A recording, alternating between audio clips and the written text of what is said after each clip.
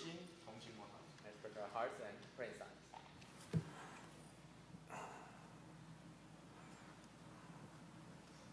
阿门。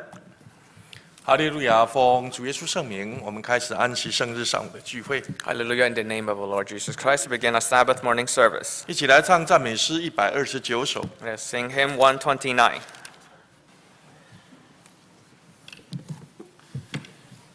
我们亲爱的弟兄姐妹，大家安息日平安。 Peace be with brothers and sisters on the Sabbath day. 好，在中国的历史上，有一个这个皇帝叫魏文帝。 In Chinese history, there is an emperor by the name of Wei. 那这个魏文帝他嫉妒他的弟弟，比他有才华。 And this emperor Wei was jealous of his younger brother, who was more talented. 所以经常找他的麻烦，为难他。 So he often tried to find ways to cause trouble for his brother. 甚至想要杀他。 And even wanted to kill his brother. 那有一天他跟他弟弟讲，听说你很会作诗啊。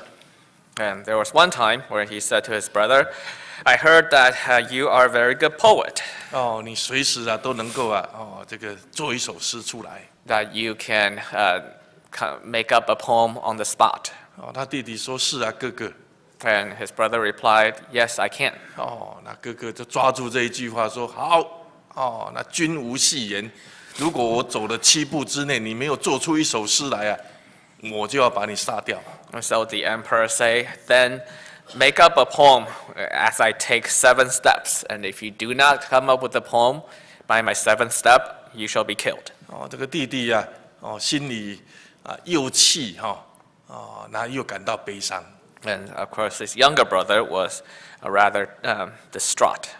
气的是这个哥哥这个找他麻烦这么的残忍。那悲伤的是同样是兄弟手足，为什么要这样子做？ He was angry that his brother would do such a thing, and he was saddened that that was the relationship as brothers. 所以在他哥哥走了这个7步之内他果然就做出一首诗来了。 So within 7 steps, he did compose a poem. 这个其中有个版本是这样子的。 And this is one version.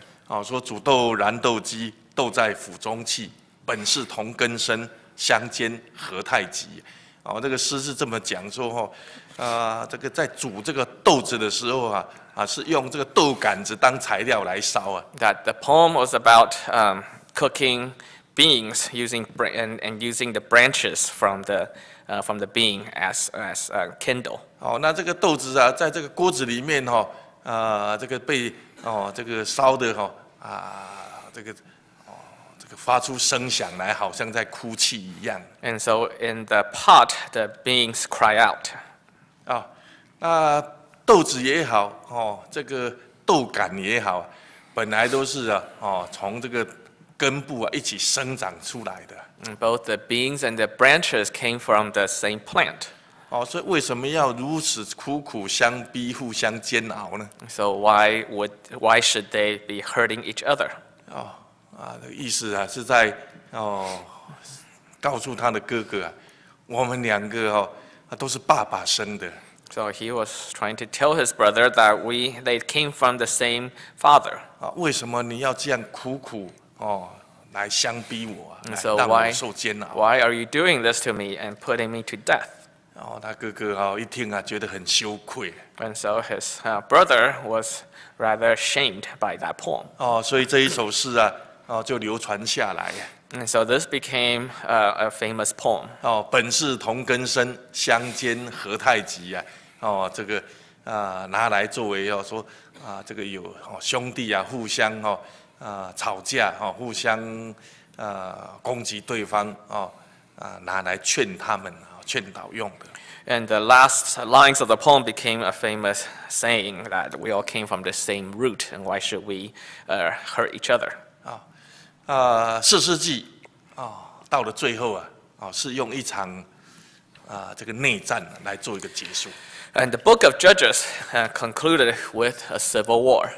约书亚带领着以色列百姓进到神所应许给他们的迦南地。When Joshua had led God's people into the promised land of Canaan. 虽然呢，他们经过3大战役啊，他们分了他们的地业。After 3 great battles, they were able to divide the land among themselves. 但是他们却没有办法靠着神的帮助把在当地的这些异族人啊，照着神的吩咐把他们赶逐出去。But they did not rely on God and were not able to completely cast out the people who lived there. 一方面是胆怯。On the one hand, they were afraid. 那一方面呢，也是短视把他们留下来当劳工当奴仆使用。And on the other hand, they were short-sighted and thought it would be good to keep these foreigners around as slaves. 那神呢也任凭他们那到了后来，这些外族人呢就成了这些以色列人他们的一个威胁。And so God allowed them to do what they wanted, and in the end, these Canaanites became a threat to the people. 那也成为神用来管教他的子民百姓的这个方法。And God also used these foreigners to chastise His people. 所以以色列人在迦南地他们面对3种形态的征战。And so the Israelites living in Canaan faced 3 kinds of conflicts. 一个就是外族人的入侵。One came from the attacks from the foreign tribes. 那另外一个就是当地的这个外族人的欺负。One was, and the second was from the foreigners who live among them. 那最后一种就是今天早上我们要分享，就是自己人打自己人。And the third was the internal conflict among themselves. 那这场内战发生在基比亚。And the Civil War took place in Gibeah. 那基比亚是便雅悯支派的一个都城。And Gibeah was the capital city of the Benjamites. 它位于米斯巴还有耶路撒冷中间。And it is located between Mizpah and Jerusalem. 它是一个通商的一个大城。And it was a city of commerce. 那这一个内战记载在士师记的19章、20章2章。And the civil war is recorded in the book of Judges, chapter 19 and chapter 20. 那为什么好好的这个这个兄弟支派怎么会起纷争，甚至兵戎相见？ Why would the brothers and tribes of Israel fight each other? 这有它的原因的。There is the beginning and the reason. 这个原因是出自于一个利未人家庭的不和。It started from a conflict in the family of a Levi. 那最后却导致于神家里头的征战。And it led into a battle among God's people. 所以我们来看看基比亚这一场内战它的起因。So let's take a look at the start of this conflict. 来看士师记的19章。Judges chapter 19. 士师记19章。Judges chapter 19. 19章第1节。Verse 1. 1节，当以色列中没有王的时候，有住以法莲山地那边的一个利未人娶了一个犹大伯利恒的女子为妾。2节。2. 妾行营离开丈夫，回犹大伯利恒，到了父家，在那里住了4个月。3节。3. 她丈夫起来，带着一个仆人、2匹驴去见她，用好话劝她回来。女子就引丈夫进了父家，她父见了那人，便欢欢喜喜地迎接。4节。4. 那人的岳父就是女子的父亲，将那人留下住了3天，于是2人一同吃喝住宿。5节。5. 到第4天，利未人清早起来要走，女子的父亲对女婿说：“请你吃点饭，加添心力，然后可以行路。”6节。6. 于是2人坐下一同吃喝。女子的父亲对那人说：“请你再住1夜，畅快你的心。”7节。7. 那人起来要走，他岳父强留他，他又住了1宿。8节。8. 到第5天，他清早起来要走，女子的父亲说：“请你吃点饭，加添心力，等到日头偏西再走。于是二人一同吃饭酒节。9. 那人同他的妾和仆人起来要走，他岳父就是女子的父亲，对他说：“看哪，日头偏西了，请你再住一夜，天快晚了，可以住在这里可以在这里住宿，畅快你的心。明天早早起行回家去。10节。10. 那人不愿再住一夜，就背上那2匹驴，带着妾起身走了，来到耶布斯的对面。耶布斯就是耶路撒冷。我们读到这边在这里记载这一场内战的起因起因一个利未人他的太太把他的这个妾这个是做的对不起他的事情跑回娘家去了。So the story begins with the concubine of a Levite who had committed adultery against him and left him and went back to her father's house. 在他的娘家住了4个月。And she had stayed there for 4 months. 这个利未人于是到了他的岳父家里要带回他的妾。So this Levite went to his father-in-law's house and to take his concubine back. 接受他岳父的款待3天。And he was entertained for 3 days. 当他要走的时候，岳父又再三的慰留。And when he was determined to leave, his father-in-law tried to convince him to stay again. 直到第5天呢。Until the 5th day. 第5天呢，到了快要傍晚的时候这个利未人不想再留了。And by the end of the 5th day, he no longer wanted to stay. 坚持一定要回去。And he insisted to return home. 所以就带着妾带着仆人他们就离开了岳父的家。And so he took his concubine and his servant and to leave. 利未人当时他们没有自己的产业他们是散居在各支派。The Levites, they were not supposed to have any properties, and they lived among all the tribes. 神这样的安排是要他们能够成为教导各支派对神的敬拜、遵守神的律法用的。And this was God's commandment so that they would teach the people and to serve each tribe. 但是这一场的征战这一场的内战手足的相残，却起因于教导神设立来教导各支派的利未人。But this conflict, the civil war, started from a Levite who is supposed to be teaching the people. 所以这个也值得我们去思考。So this is something to think about. 无论是在教会服侍的弟兄姐妹， Whether if a brother sister who serve in the church. 神要我们做这个教导做这个带领的工作。If God had entrusted us to teach or to lead. 所以我们就像旧约时候的利未人一样。Then we are like the Levites of the Old Testament.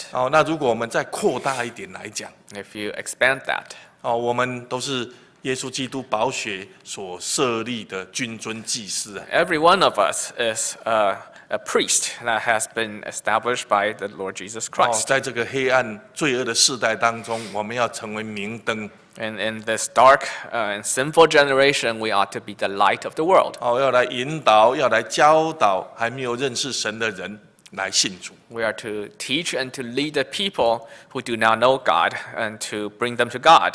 所以我们每个弟兄姐妹，我们每一位基督徒，也等于是旧约的利未人一般。So every one of us, every Christian is like the priest of the Old Testament. 神设立我们， God has established us 要来帮助我们周遭的人。 so that we can help those around us. 但是我们会不会也像这一个利未人他的家庭不和对而导致于这个后续这个神家里头的亏损。Could we turn out to be like this Levites who has problems in their family and that led to a serious conflict?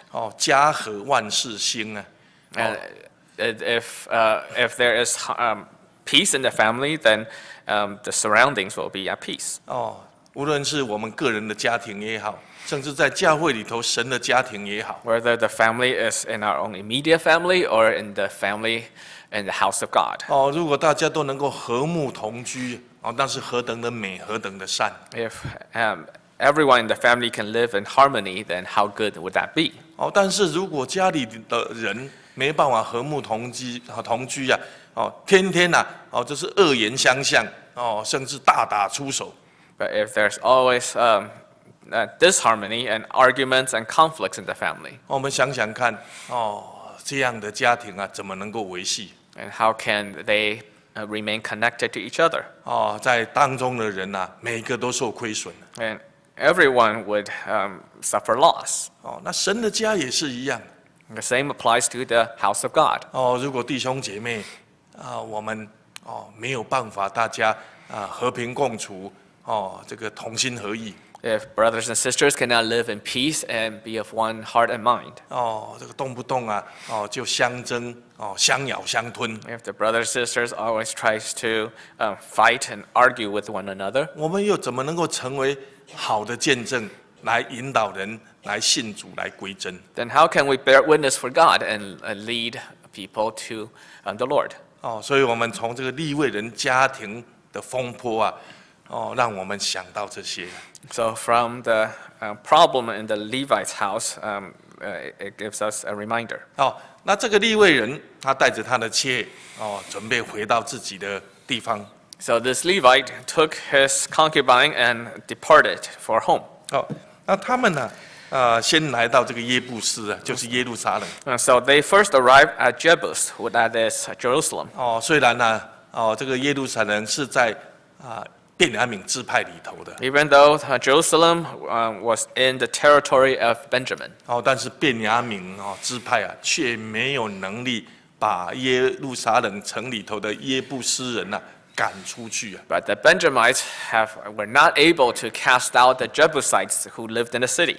因为耶路撒冷是一座山城在山上。 Jerusalem was located on a high mountaintop. 易守难攻。 It is very hard to conquer. 甚至这个城里头的耶布斯人还夸口说就算是瞎子来守城都可以。 Even the Jebusites who lived there even boasted that even the blind can defend the city. 意思就是说他们这一座城固若金汤是不可能被攻打的。 Because the city was such a strong fortress. 在耶路撒冷直到大卫当王的时候。 And only until David became king 他的将军约押才攻下耶路撒冷。 were they able to conquer the city of Jerusalem. 但是在士师时代这个耶路撒冷还是在外族的占领之下。 But in the time of Judges, the city, Jerusalem, was still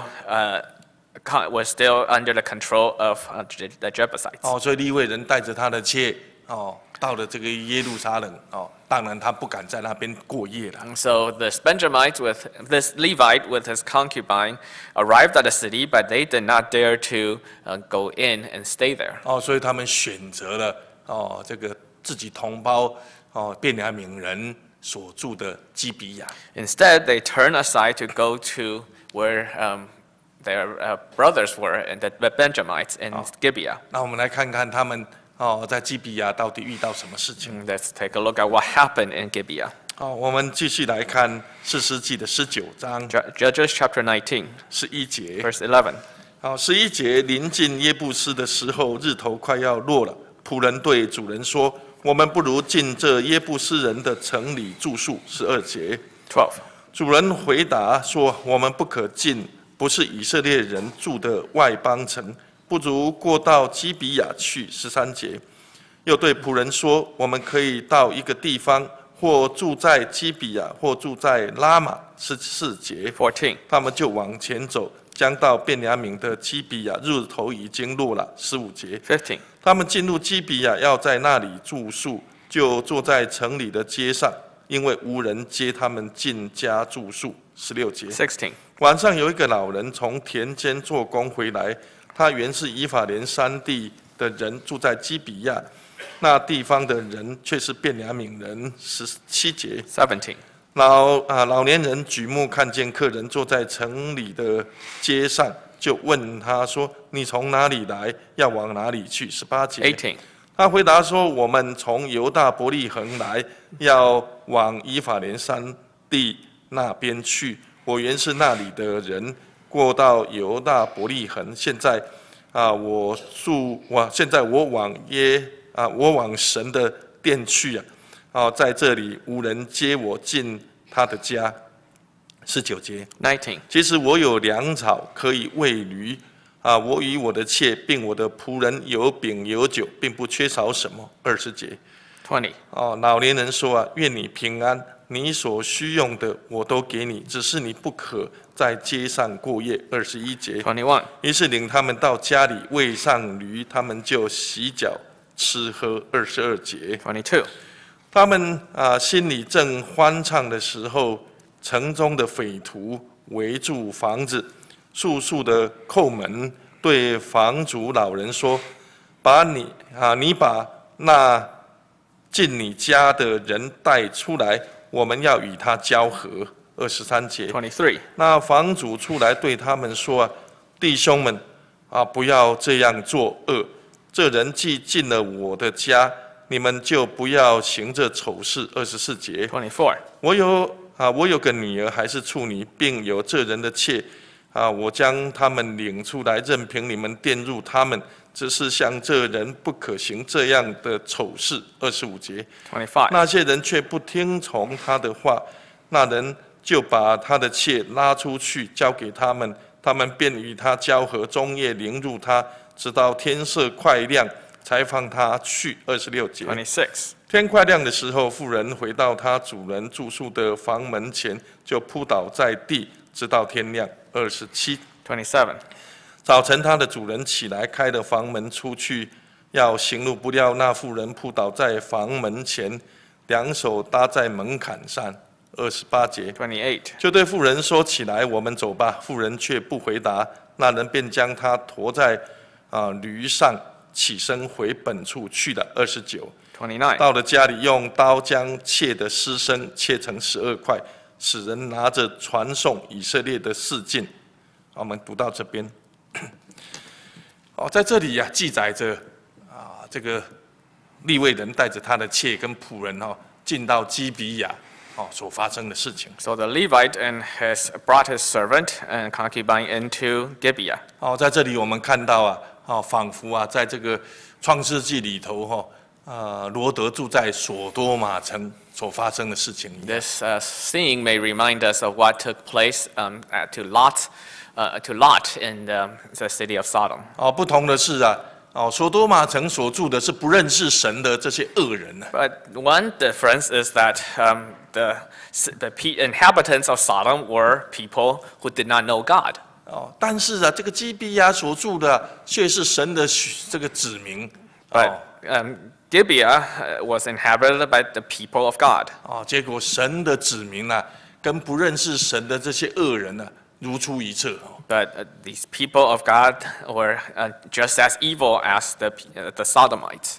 所以可见如果我们不行神的道， And so if we do not follow the way of God, 不守神的律例诫命， if we do not obey His laws and commandments, 基督徒也有可能跟这个不信神的人一样and Christians could be just like those who do not know God. 仍然是活在罪恶当中A Christian can still live in sin. 所以这个是我们要谨慎的。And so this is a reminder and a warning to us.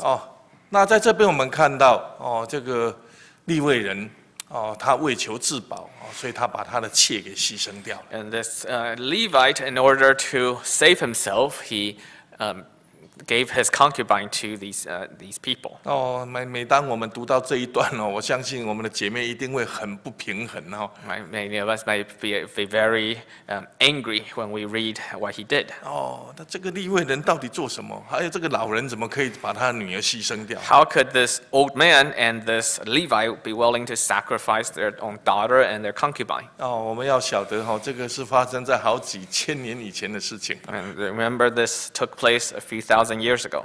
那时候并不是像我们现在是男女平等的There was no such things as gender equality. 女性就好像这个货物一样可以让人买卖的。 And women were treated as a property that could be traded.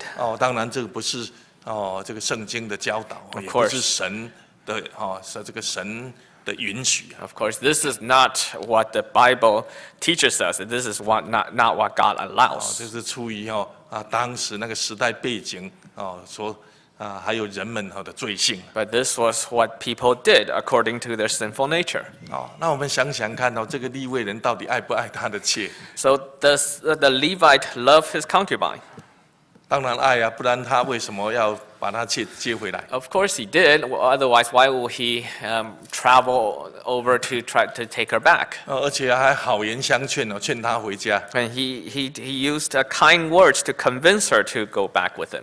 但是在遇到这个性命攸关的时候却把他的妾给牺牲掉。 But when it was a matter of life and death, he sacrificed the concubine. 这就是世上的人他们经常做的事情。 This is what people of the world do often. 有时候我们想想看，为什么这个家庭里头夫妇两方会有问题？ If we think about why there are conflicts between husband and wife, 因为都是爱自己过于爱对方。 often we love ourselves more than the other. 就好像这个中国俗话说夫妻本是同林鸟他大难临头各纷飞一样没有事的时候大家可以在一起，但是遇到利害冲突的时候彼此就看着办。 And if everything is fine, then they stay together. And if there is trouble, then they separate.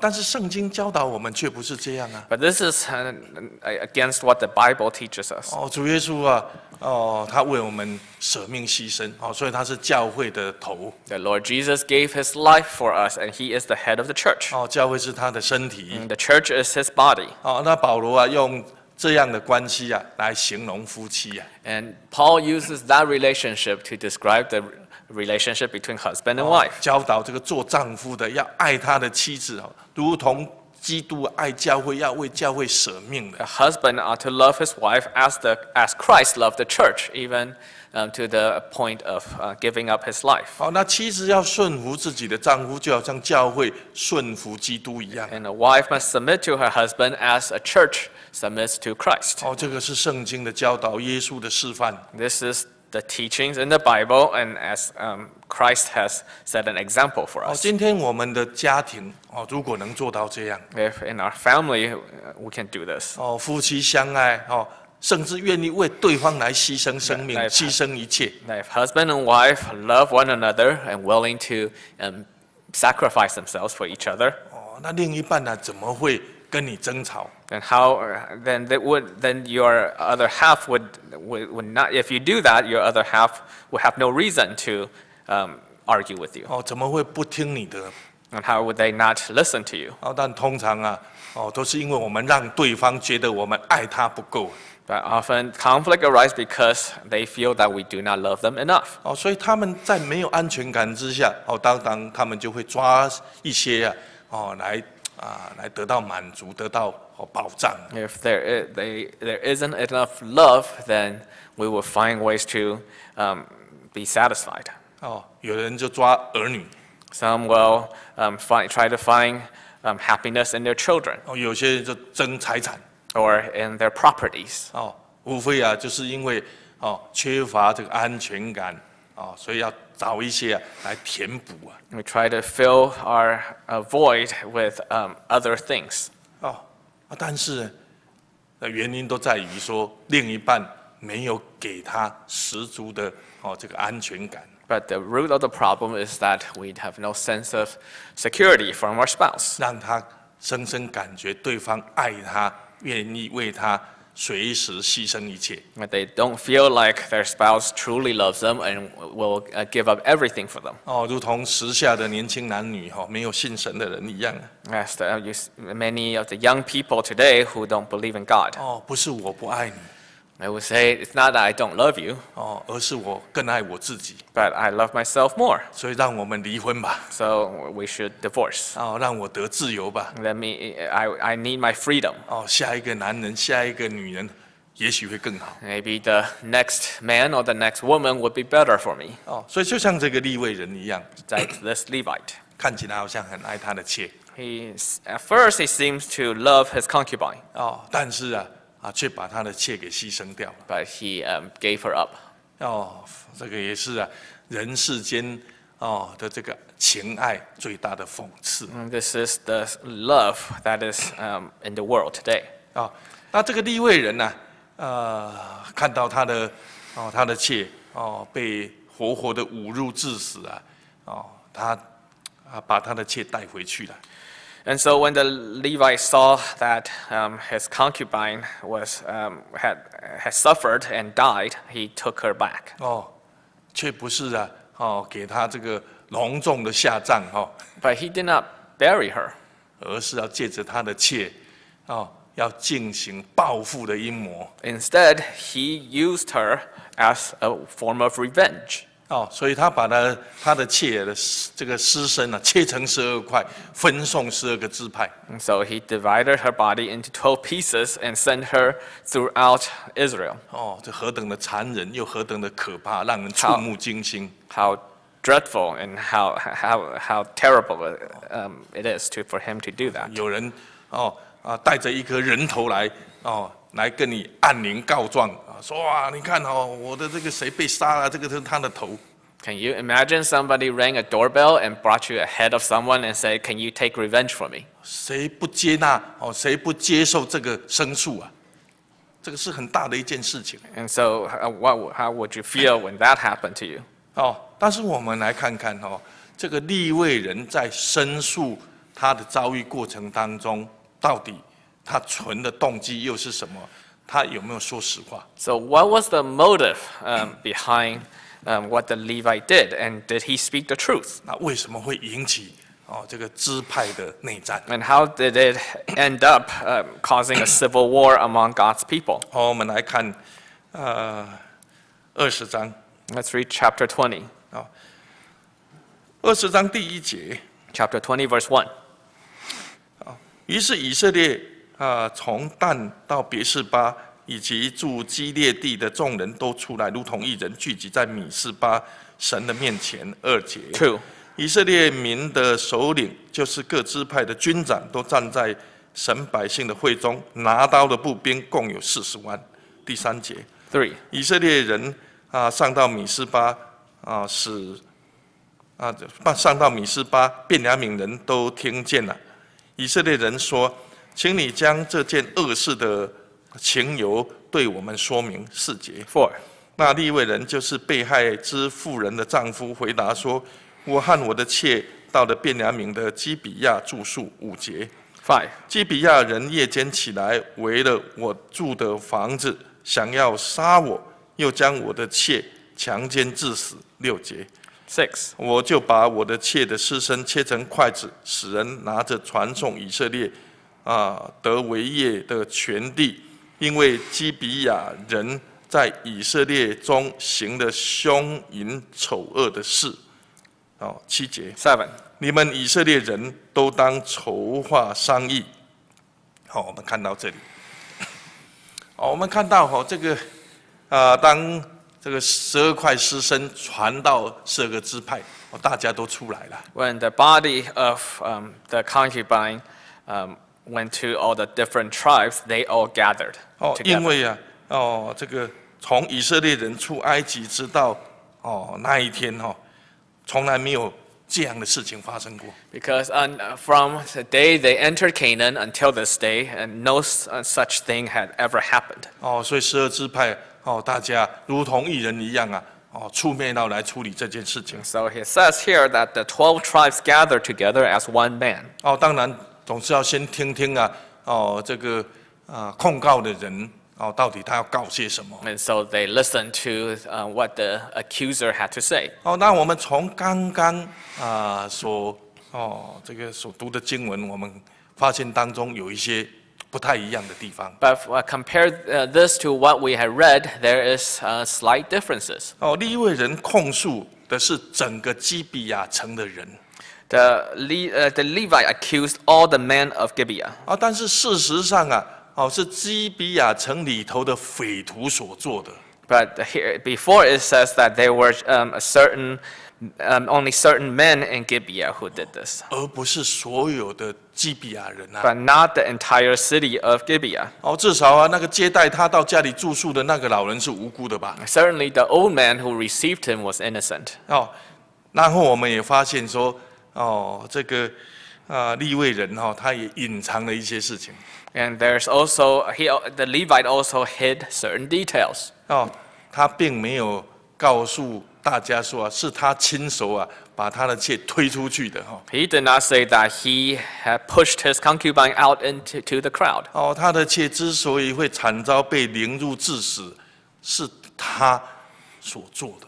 And he was the one who gave her up and allowed her to die. 哦，他如果不是元凶，他至少也是帮凶啊。 He may not have caused it, but he certainly did nothing to stop it. 他为了要求自保， But because he wanted to protect himself, 哦，却把他的妾啊就随意牺牲掉。 he let his concubine die. 那这一些事情啊，在他的控诉当中啊都没有提及到。 But he mentioned none of this in his accusations. 哦，他只讲了他有利的部分。 He only told them what was beneficial to him. 哦，甚至啊，哦，他要所有的以色列哦，这个人啊，来替他，来替他报仇啊。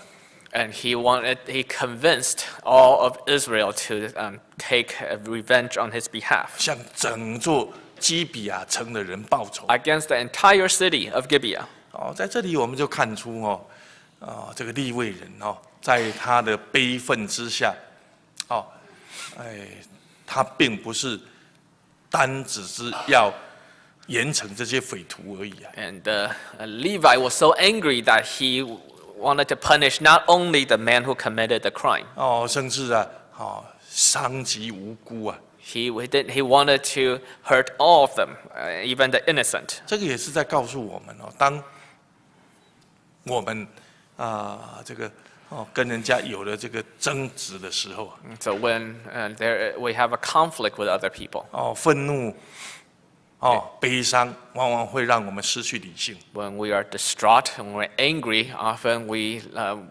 are not rational. 那个复仇的怒火啊，有可能会烧及无辜啊。 And the fire from a vengeance can burn everyone around us. 所以我们真的要谨慎，控制我们的情绪。 That's why we must always watch our emotions at the time.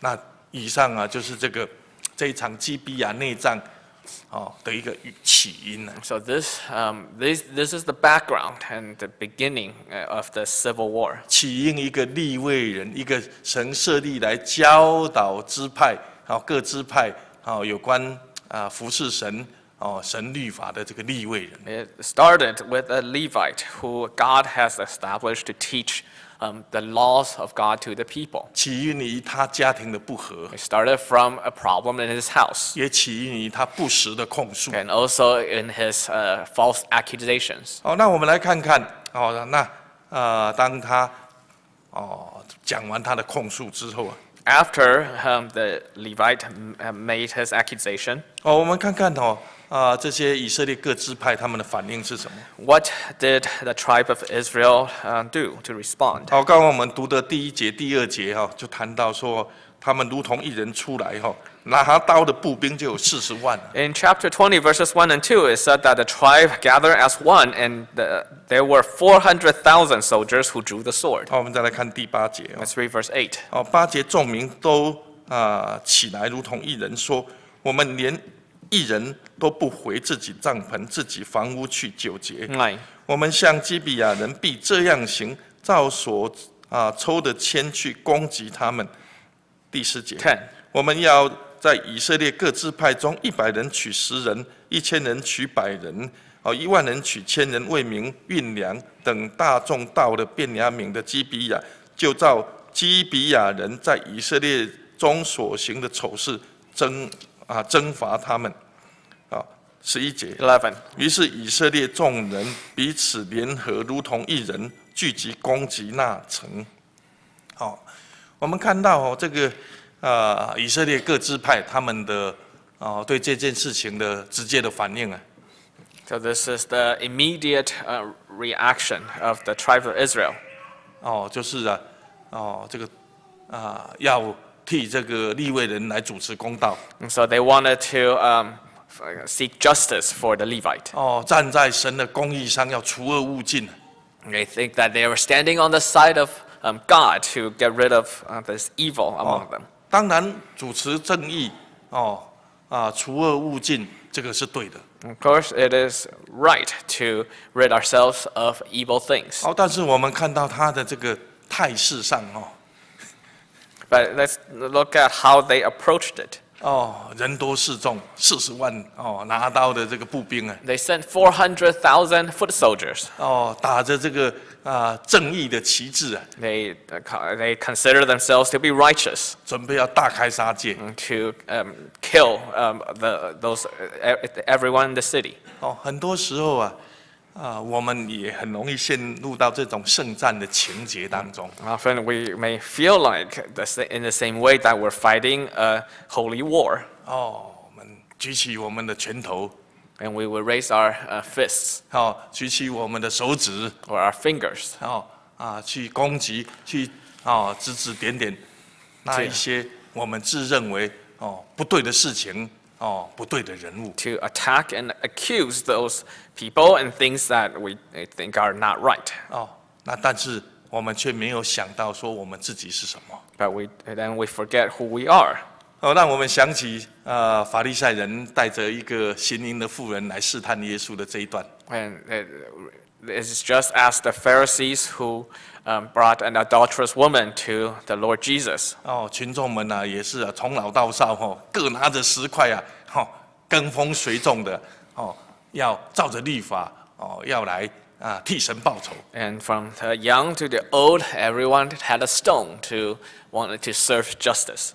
在这个失去理智的情况之下， And when the crowd was riled up, 心里头想的就是圣战，圣战，圣战。 all they thought about was this holy cause. 我所做的一切都是为了神，为了神。 Everything, what they were doing was for God. 但是主耶稣却怎么处理这件事情？ And what did Jesus do? 主耶稣在这个法利赛人的催逼之下，他却按兵不动。 He did not make a move. 法利赛人说，照摩西的律法规定行淫的妇人呢，就理当用石头打死。 The Pharisees said to him, according to the laws of Moses, we must stone this adulterous woman to death. 那其实法利赛人是要来试探耶稣。 But they were there to tempt Jesus. 他们并不是真的是为了神的公义为神的律法来热心。 They were not really there to exercise the justice of God. 他们是想要借刀杀人呢， They wanted to find a way to kill Jesus 借着律法， according to their law, 借着罗马政府。 by the Roman 如 government. 果耶稣说可以用石头把他打死，他们就可以抓到把柄，上告到罗马政府说耶稣说死杀人。 If Jesus had agreed with them, they could accuse him before the Roman government, saying that he is a murderer.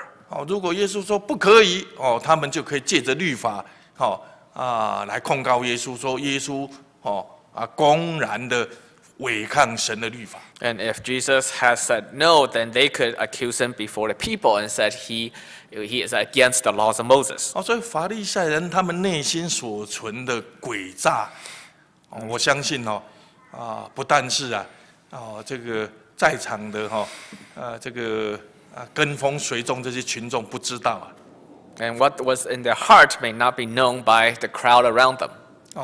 我看旁观的人也不一定看得出来 And other observers may not knew of their plans either. 很多时候最冠冕堂皇的包装之下，有可能是最藏污纳垢的东西。 And sometimes the best reasons and may have something wrong hidden inside it. 当日这个亚哈王看中意的拿伯的葡萄园呢， When King Ahab wanted to take the vineyard of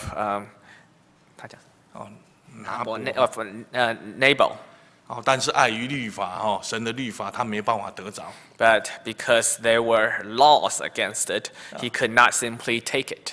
但是他的这个太太啊，耶洗别啊，却帮他得到了。But Ahab's wife Jezebel found a way to get him the vineyard. 用什么方法？ How? 召开大会。 She gathered the people.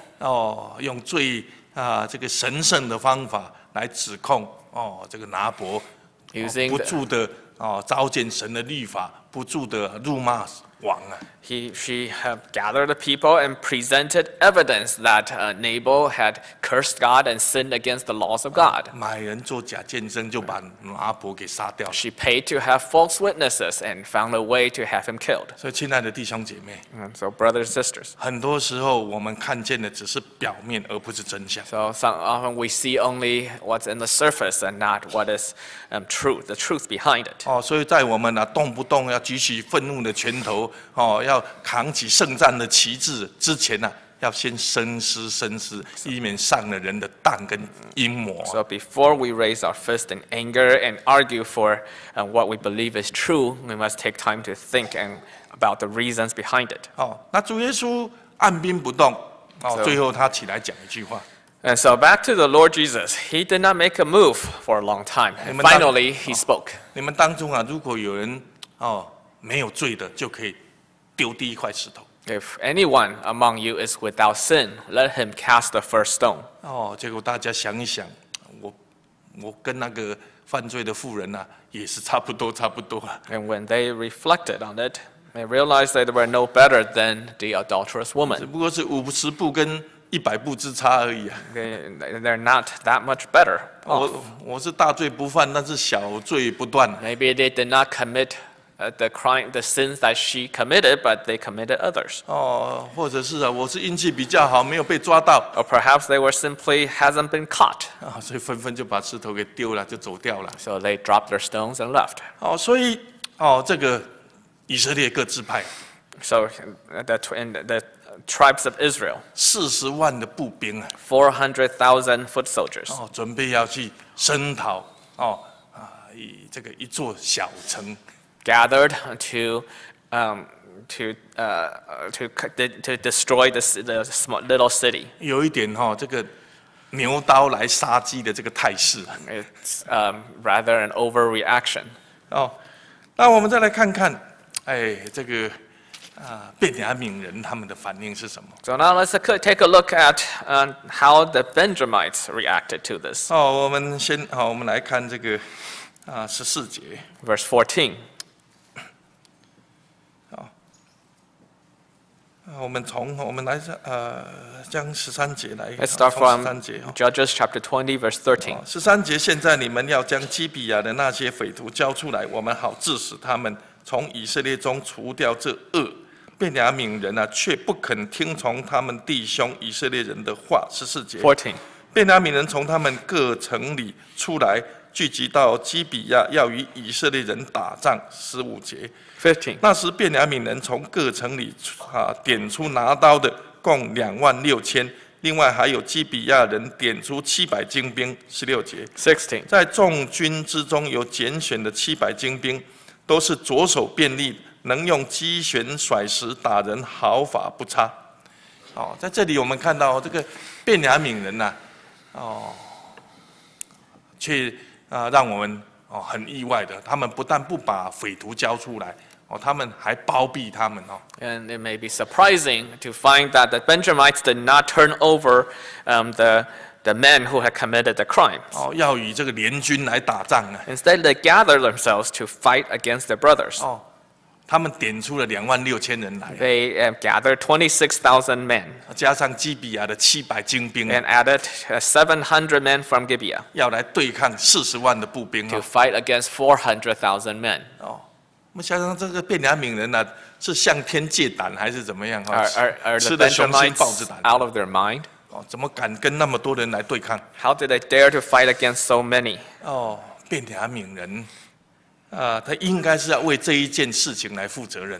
The Benjamites ought to take responsibility for what happened. 第一这个事情是发生在你便雅悯这个便雅悯的地里。 That evil occurred in their territory. 那基比亚这个城为什么会有匪徒？ And how would there be such perverted men in Gibeah? 你如果不是纵容不然就是你疏于管理。It's certainly they have to take responsibility for the people who live there. 这个时候应该是要痛定思痛啊，要严惩这些匪徒才对。They ought to have brought these men out to answer for their sin. 但是从古至今认错啊是最困难的一件事情。But it is true then as it is now. It is difficult to confess and admit to our sins. 人很难认错It is hard for people to admit that we were wrong. 因为认错代表说我输了。Because we feel like if we admit we're wrong, then we lose.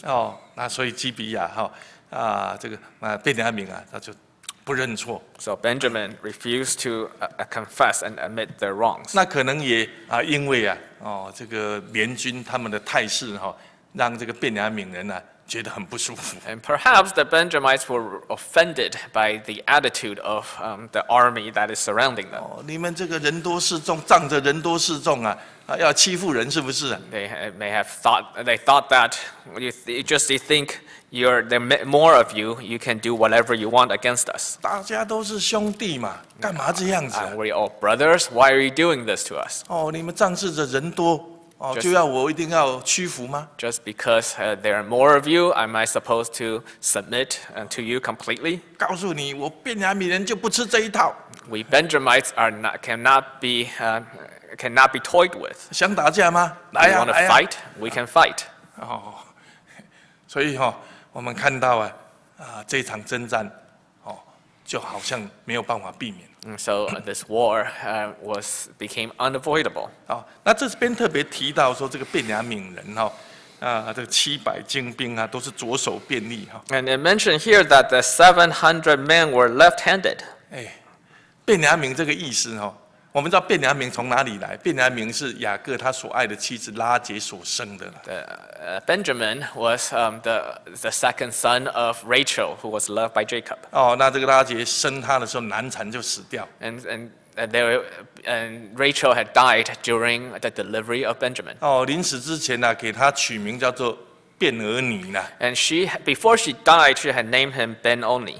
那个意思就是苦难之子which meant the son of my suffering. 但是他雅各就把它改成叫做便雅悯 But Jacob changed the name to Benjamin. 便雅悯是右手之子 which meant the son of my right hand. 右手是有力量的 Because the right hand represented strength. 所以把它改成右手之子 So Jacob changed the name to Benjamin. 那这个时候的右手之子便雅悯仗势的却是那个左手便利的那个700精兵。 But the son of the right hand, Benjamin, here relied on men who were left-handed. 名不符其实啦。 They did not live up to their name. 那这个左手便利有什么不好？ But what's wrong with being left-handed? 因为他们曾经出过一个士师叫以物的。 But they had a judge named Ehud. 这记载在士师记第3章那边。 In Judges chapter 3. 这个以物是个左手便利的所以他出其不意的用他所藏的这个短剑刺杀的这个伊基伦王。 And Ehud was left-handed, and he used that as a way to trick the foreign king and to kill him. 这个拯救了以色列百姓。 And Judge Ehud delivered the people that way. 所以也许是这一个出奇制胜的左手便利到了后来却变成标新立异以这个左手便利来做夸口。 And perhaps because of that history, as the left-handed became a way for them as a way to scheme and win a battle. 让这个原本名叫右手之子的便雅悯却用左手来夸口。 So the people of the right hand would turn out to boast in their left hand as trickery. 有时候小弟也会这么想So I think about this. 现今我们这个讲道的讲台真的也不太好经营。 It is rather difficult to be up on the pulpit. 如同这个提摩太后书4章3到4节所说的。 As it is written in 2 Timothy chapter 4 verses 3 and 4. 这个因为大家现在听道的已经听多了，听习惯 because the congregation 厌烦那个纯正道理了。had heard too much, and they are tired of the truth. 就是想要听一些新鲜的、不同的。And people want to hear something new and different.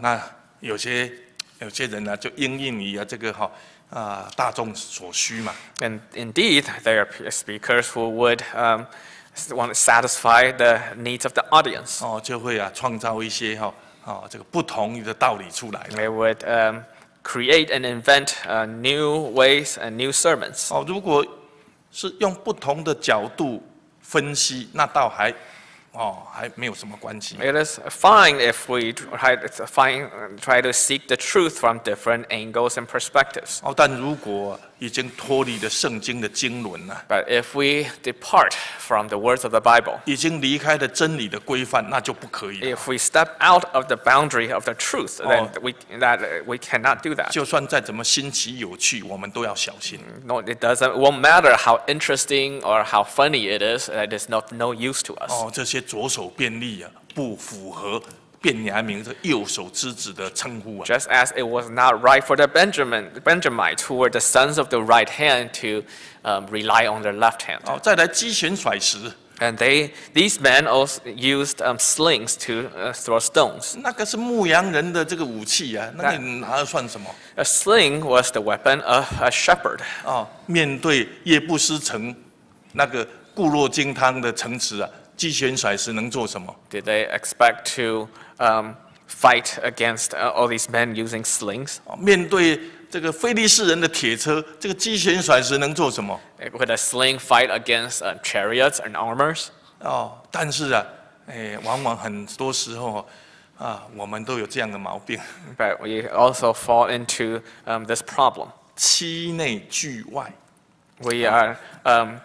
We may be afraid of what's outside, but we are not afraid of what's in our families. 对外人是一点办法都没有，但是对自己家人可是很多办法可以对付。 Well, we dare not fight those outside the people outside our family, but we're rather good with dealing with people in our household. 在外面像病猫一样任人欺负，回到家里却像狮子一样到处咬人。 And the outside we're afraid and we're quiet, but inside we roar like a lion. 这或许是人的懦弱吧。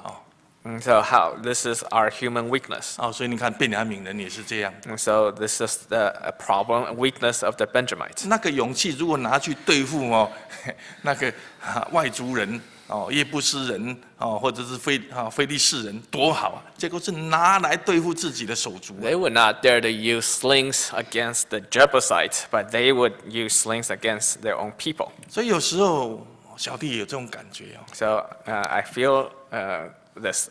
看到教会里头一些弟兄姐妹的争执，甚至工人们之间的纷争。 When there are arguments between brothers and sisters, or even workers of God. 如果我们把这些力气、把这些精神拿来传福音，多好啊！ Wouldn't it be great if we had turned our time and energy to preach the gospel? 为什么要互相攻击？ Why are we wasting so much time to attack one another? 就像这个便雅悯人一样。 And as the Benjamites did. 那两军就一触即发了。 So the two armies fought. 那在这个接下来18节到26节 And from verse 18 to 26. 我们看到神并不是单单只管教便雅悯， Then we see that God did not punish only the Benjamites. 神乃是先管教以色列联军。 Instead, first, God punished the army of the other tribes. 结果2次对便雅悯的用兵2次都失败， And they lost two battles against the 总 Benjamites. 共死了4万人。 And they lost 40,000 men. 40万4万还是很多。 But they still, out of 400,000, they lost 40. That's not too 但 bad. 是4万人却是几乎是便雅悯军队的将近的2倍了。 But the 40,000 were already twice that of the army of the Benjamites. 第一他们求问神说谁先上去？ And so they inquired God who should go first. 神说犹大先上。 God said, Judah, go first. 为什么犹大要先上？ Why? 因为这个利未人的妾就是犹大了。 because the concubine of the Benjamites was from the tribe of 这 Judah. 一场内战因你犹大人而起。 And so it started from someone from Judah, so they should go first. 犹大也要负责任。 And so Judah must take responsibility. 2次的征战，2次都失败。 And twice they fought, and twice they lost. 神为什么要这样做？ Why did God do such a thing against them? 我们不是没有求告啊，有求告神啊 They，did inquire God, 但是还是失败， but they lost 因为神不喜悦这事。 because God is not pleased with what happened. 就算你有理， Even if you stand on the side of truth, 神也不希望神的家里互动干戈啊。 God does not allow his children to fight. 所以神也要教导以色列各支派这个功课。 Through that, God taught the tribes of Israel. 便雅悯是你的兄弟啊， Benjamin is your brother. 我们不应该仗势的人多势众对他要打要杀。 You cannot gather all together to fight against them. 是啊，他有错没有对。 It is true that the tribe of Benjamin was wrong, 但是不应该用这样的方法， but this is not how you deal with the problem. 这是神不喜悦的。 It's not pleasing to God. 所以我们亲爱的弟兄姐妹， So, dear brothers and sisters, 有理要饶人呐。 but even if we are right, we must have mercy.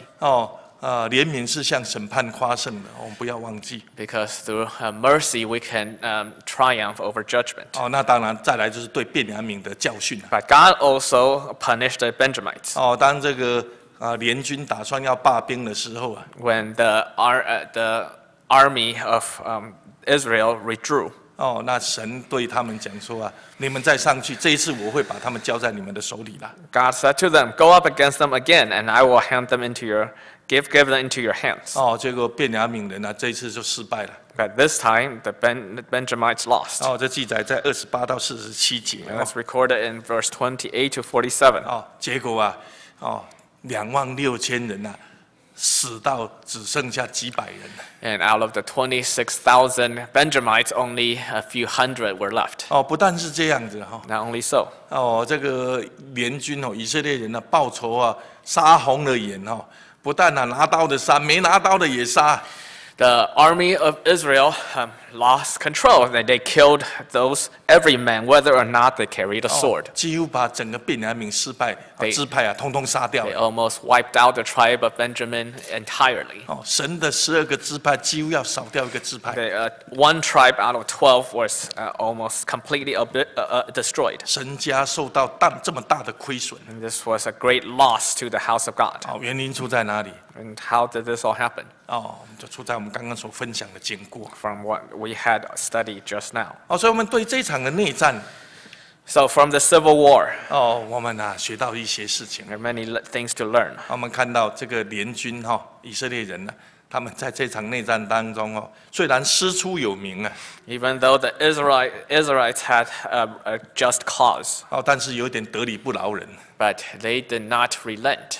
但是神让他们学习他们越打越谦卑到最后甚至想不打了。 But God taught them a lesson that the more they fought, the more humiliated they were until they could not fight anymore. 那我们从便雅悯身上也学到， And we can also learn from Benjamin 这个便雅悯有错不认， that they didn't refuse to confess of their sins. 仗势着他们有这个所谓的左手便利能击拳甩石的人。 They thought that they could win with their 700 men who were left-handed. 越打越骄傲，越打越狂妄， The 最 more 后 they 咎由自取。 The more they fought, the prouder they became. In the end, they lost almost everything. 所以从这一场征战，我们看到 So from the Civil War, 这个以色列联军到最后伤及无辜几乎让神的支派少掉一个支派。 that we saw that how the tribe of Israel almost destroyed one entire tribe. 报仇往往会让人失去理智的， In revenge, we lose our rationale. 往往会过度， We will do more than we ought to. 这都是神家的损失啊。 This ends up being a loss to the house of God. 那最后 In the end, 还是那句老话， It goes back to the saying 家和万事兴。 that we must have harmony in the family. 哦，利未人的家不和，引起了神家的不和。 Because there was trouble in the Levite's house, it led to trouble in God's house. 这告诉我们说，灵修要从个人做起， So we must begin with ourselves, 从我们家庭做起。 from our families. 求主耶稣帮助我们。 May the Lord Jesus help us. 哦，我们因为时间的问题，我们就直接来祷告。 So because of the time, then we will kneel down and pray 那 together. 首先，小弟要谢谢我们弟兄姐妹的代祷。 And I'd like to thank you first for your intercession. 在总会开这个全国会议的时候，小弟因为这个心跳过速的心律不整，到医院去急诊。 Because during a meeting recently, I had a regular heartbeat and I had to go to the ER. 这个不是第一次发生了。 It wasn't the first time it's happened. 那当然，这个起因很多啊，比如说这个温差太大。 But there probably were many causes to that, and there was a big change of temperature. 或者是太劳累。 Maybe I was a bit tired. 或者是这个刺激的东西比如说咖啡茶过度。 Maybe I drank too much coffee or tea. 都会引起这个毛病。 Oh, these combined would cause this problem for me. 那小弟在这边谢谢弟兄姐妹的关心也向神认罪悔改。 So I thank you for your prayers, and I also confess my sins to God. 会更加的注重自己的健康。 That I ought to take care of my health better. 我们也为这个一些身体欠安的弟兄姐妹来代祷。 But it is also remember to pray for other brothers and sisters who are sick. 我们一起祷告。 Let's kneel down and pray.